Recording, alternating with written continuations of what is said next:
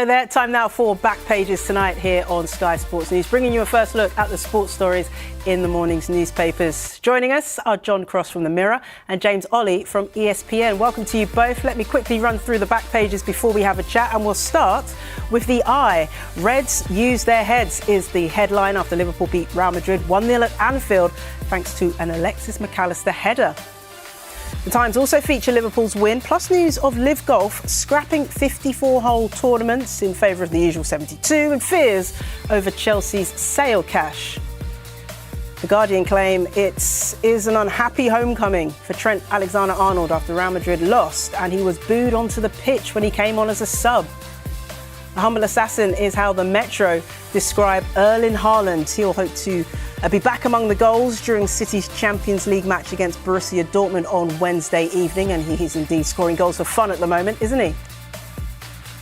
And yeah, we are called Back Pages, this particular programme, but what about this on the front page from Australia? A big warm welcome from them to Ben Stokes down under with this caption: England's cocky captain complainer still smarting from Creasegate lands in Perth early thinking dopey Bazball can take the Ashes. Woo, 16 days to go. That's given us a little taste of what we can expect from the Australian media, I think. OK, but we have to start with Liverpool. And John, watching this performance, they dominated for most of the match against one of the most dominant forces in European football. These are the kind of performances we expected to see from Liverpool a bit more often this season, isn't it?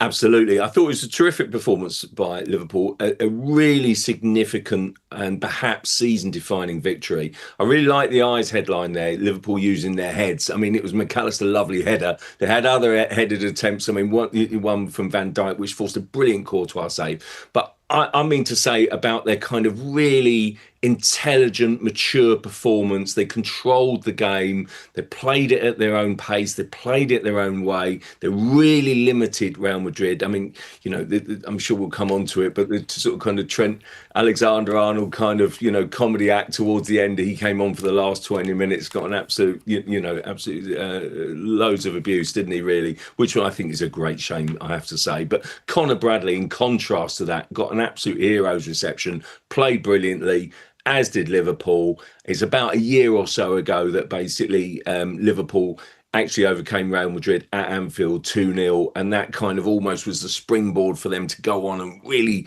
dominate the Premier League and enjoy great success in Arne Slot's first season. And I think the Times on their back page saying, crisis, what crisis, get real. And basically, I think that sums it up. I thought it was a huge and significant night for Liverpool tonight. Yeah, well, the Times have teed it up nicely there, James. Crisis, what crisis? Nothing to see here. The storm has passed. Liverpool are back, aren't they? Well, they've got Manchester City away on Sunday, so maybe we reserve judgment until after that game. But, I mean, look, I think this is a Liverpool team that's struggled for its identity, and I think it found it tonight. You know, that they obviously signed a lot of players in the summer. They had the Diogo Jota tragedy to deal with. They sold quite a few players as well. And you sort of got that sense that Arne Slot's been searching for his best 11. He's been trying to integrate some of those new signings. Alexander Isak, of course, not really had a pre-season to speak of. And he's been chopping and changing that lineup. And the team that he went back to against Aston Villa at the weekend, there was only one change from that tonight, with Florian Wirtz coming in on the left-hand side. And it feels as though he's sort of rolled the dice a few times and the right numbers come up now. And he's just found a team that is starting to trust itself and sort of rediscover the spirit and the fight and the talent, of course, that they had last season. And look, I mean, Real Madrid weren't at their best. They didn't create much in the second half at all, I thought. But any win against Real Madrid is going to be such a confidence boost for what is, again, going to be a massive game for them on Sunday at the Etihad. Yeah, let's just take a quick look at the back page of The Guardian, because they obviously feature Liverpool's win, but they also mention the fact that Trent Alexander-Arnold came on as a substitute in that final 20 minutes or so. They say, unhappy homecoming, Alexander-Arnold booed as McAllister scores winner. We already heard John say that it was disappointing from the Liverpool fans. James, what's your take on this? The fact that he was booed, his murals, we've seen pictures of his mural being defaced in and around Anfield as well. What do you make of the Liverpool fans' reaction to him tonight? Yeah, I mean, we should say that apparently the people in the stadium were saying that there were a sort of smattering of applause from some fans, so it wasn't sort of universally negative. But I mean, it came across loud and clear on the TV, didn't it? Just how many were booing him.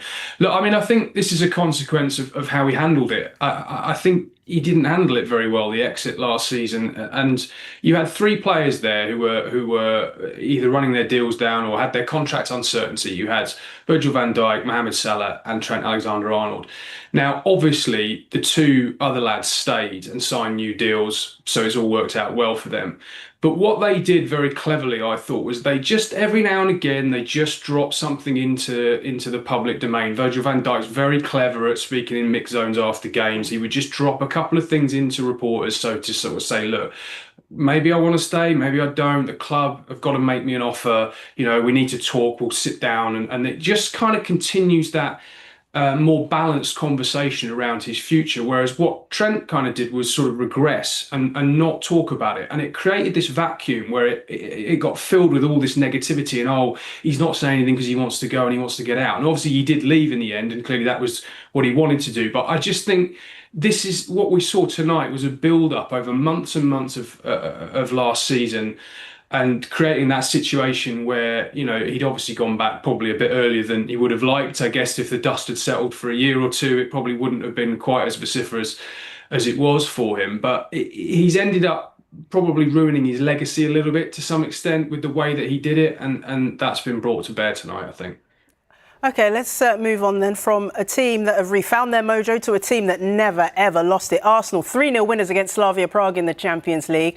An exceptional performance. And get this, 10 straight wins in all competitions, 8 straight clean sheets, which equals a club record.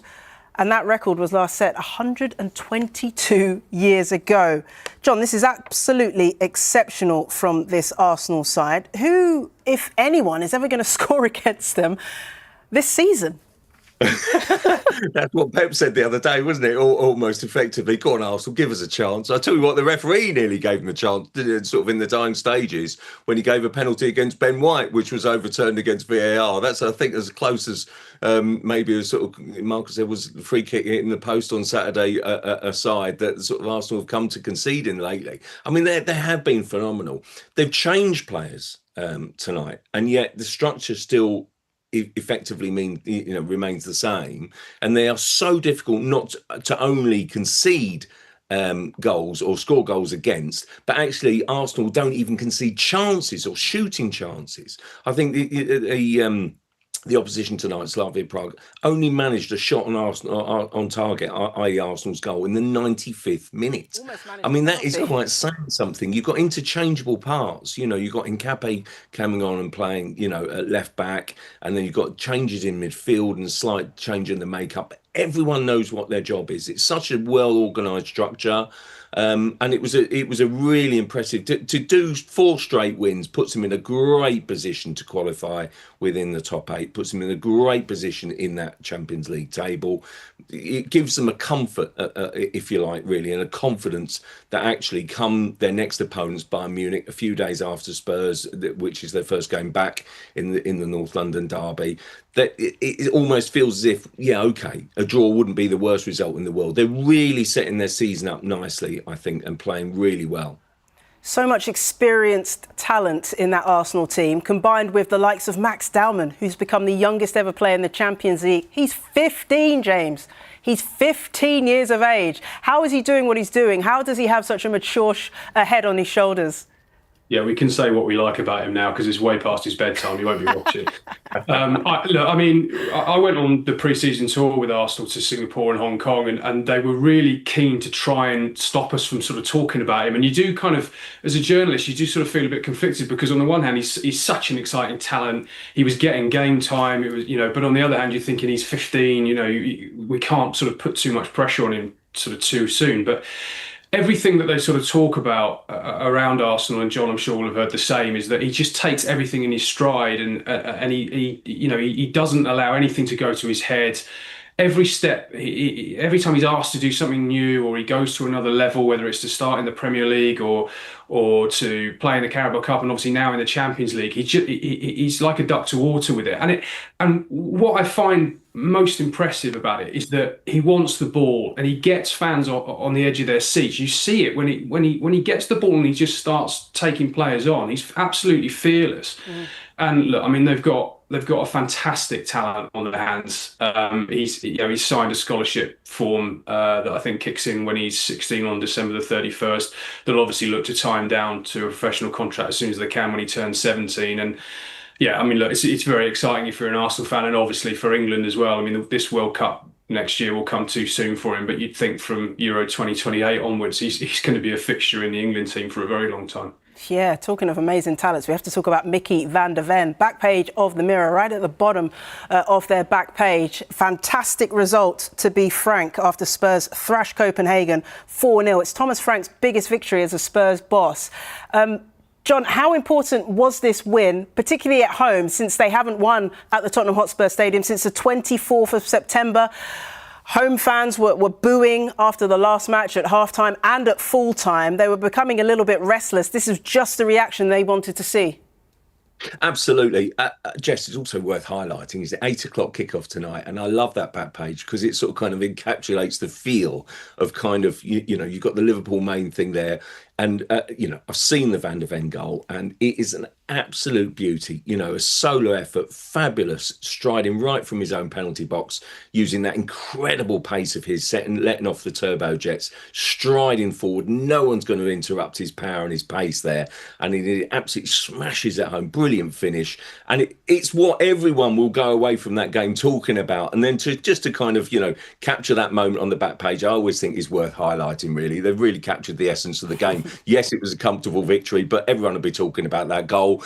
It's fitting because Van der Ven obviously, was at the centre of a few sort of kind of headlines at the weekend, wasn't he? Because of, coming off the pitch and everything that just there fits, really. It's amazing how quickly football can turn around because it did feel as if it was a sort of almost a watershed moment for Spurs under Frank, that really depressing defeat and performance against Chelsea. And then all of a sudden they've turned it around. I know that the opponents have been sort of kind of out of form themselves, FC Copenhagen, but honestly, Spurs, I think, would have felt a degree of pressure. And I think to deliver in the Champions League game like that, I think that's a perfect tonic, I think, for their, confidence and their belief, particularly ahead of this weekend. And hearing Thomas Frank, as you were playing out some clips there, it was clear that Thomas Frank was kind of ready to embrace the performance and the result to tee them up for Man United at the weekend. Yeah, massive game at the weekend. Hopefully this gives them some momentum.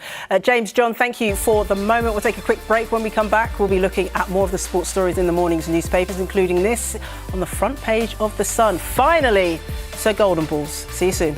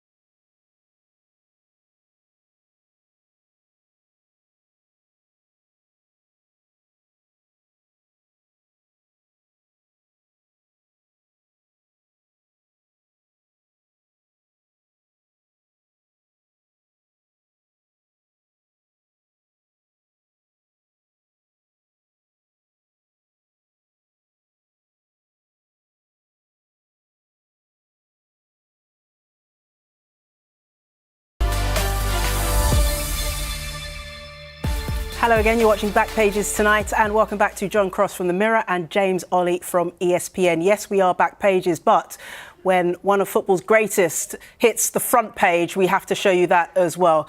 Cue the sun and David Beckham, or should I say Sir David Beckham. The headline, finally, Sir Golden Balls. John, for a player that has achieved so much in his life, so much in his career, surely this is just the cherry on top of the icing, on top of a beautifully baked cake. Yeah, I think he's into his cooking these days, isn't he? Is. It's the pastime. So very fitting analogy. I love it, Jess. Also, I love that picture. Just look at the dare I call her posh, basically, is looking at Bex. I think is great. I think the picture is lovely. That will mean so much to him. Yeah. I do think that basically there's no doubt about it. You can't shy away from it. There's been various kind of rows, controversies and things down the line about sort of just how much he's sort of kind of gone into bat for this and how much he's wanted it. And finally, he's got it. And I have to say, I'm not a great lover of the honours system and what have you, but I do think if we do it, we should make it relevant to people that we can kind of almost, relate to, that play a part in our lives, that play a part in our worlds, that are sort of kind of recognisable. And David Beckham is certainly that. What a great sort of kind of ambassador, servant, call it what you like, for our national sport, for the country itself, and just what he does, sort of kind of the figurehead. I think it's, if you're going to do it, I think it's hugely deserved for him. It will mean so much to him. And I do, I love some of the headlines. I think it's great and fitting, and it's about time too. Honestly, I think there's, you can make a case for quite a few people in football sort of kind of to be honoured and to be recognised. And David Beckham is right at the top of the list as far as I'm concerned. Well deserved. He is, and he becomes the 16th male footballer to be knighted. A brilliant achievement for Sir David Beckham. OK, speaking of players that have the X factor, can we talk about Erling Haaland again? Because this man is in incredible form. In the eye, they call him the humble assassin. City goal machine refuses to be compared with Ronaldo and Messi, insisting, hey, I'm just Erling. James, this man is scoring goals for fun at the moment, and because of the numbers he's putting up, because of the statistics, you can see why he's drawing comparisons to two of the greats of the game in Ronaldo and Messi, can't you? Yeah, of course. I mean, and he's got an easy answer to that, which is that those two guys have been doing it for 10, 15 years longer than I have. So, you can see why he sort of took the approach that he did today. And I watched that press conference, and he did speak sort of very openly and honestly about the fact that he feels he's the same guy he ever was. He's obviously bigger, he's stronger, he's scoring more goals than when he was at Dortmund. But he's sort of at pains to point out that people want to compare him to the two of the greats of all time. Well, that's fine, but he's just going to do his own thing and sort of plough his own furrow. I mean, I suppose the sort of differential, as you might say, is that someone like Messi and Ronaldo, they're two players that could go and win games on their own, whereas you sort of think of Haaland more as a finisher. And I don't mean to diminish him in that regard at all, but he's somebody who finishes moves. He's not necessarily somebody who's going to beat five players and stick it in the top corner like the other two can. But I mean, in terms of the numbers, I mean, even Guardiola, I remember doing a City game a couple of years ago where he was starting to get asked about Haaland's numbers, and he was sort of trying to play it down and say, look, remember what Lionel Messi's done. But I think even Guardiola now is sort of acknowledging that the numbers he's putting up in the toughest league in the world are, if he continues at this rate, they are going to be comparable. But, the caveat is he's got to do it for another 15 years. Yeah, just a small little caveat there. John, if Erling Haaland stays fit, does that make Manchester City the biggest challengers to Arsenal's title challenge? Yeah, I agree with you. I was blown away by the performance on Sunday. I thought they were great. I'm a huge admirer of Pep Guardiola. I think he's a fabulous coach and tactician, what he gets out of his teams.